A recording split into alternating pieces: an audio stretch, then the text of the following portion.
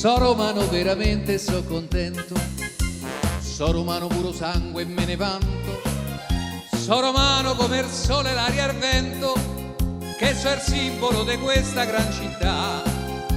So romano e te lo dico di e torno, e di questo so sicuro e sai perché? Perché il nonno di mio nonno c'aveva il nonno che giocava con Nerone al Caraghe. Giulio Cesare, Caligula e Ottaviano li conosco tutti quanti a perfezione. Quando feci tempo fa la comunione m'hanno fatto da compari tutte e tre. Mo ve voglio di una cosa riservata, ma però sta zitto chi la sa.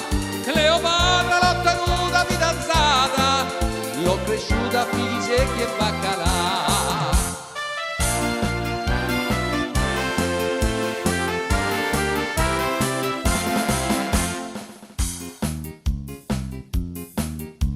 So romano e quindi so conquistatore, sia nel campo battagliero che in amore.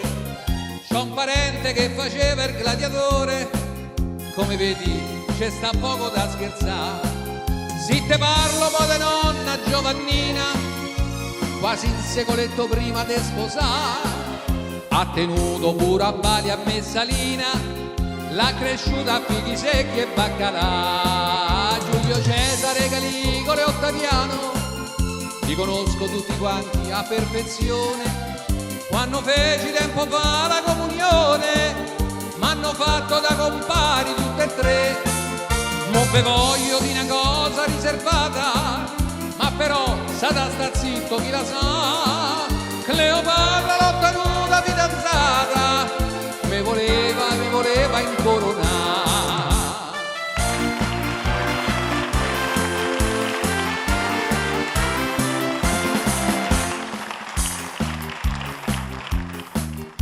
Qui ci vedo tutti quanti di romani, le vestali de una volta stanno qua, i pedroni mo se fanno tutti avanti e Nerone con la lira sta a cantare.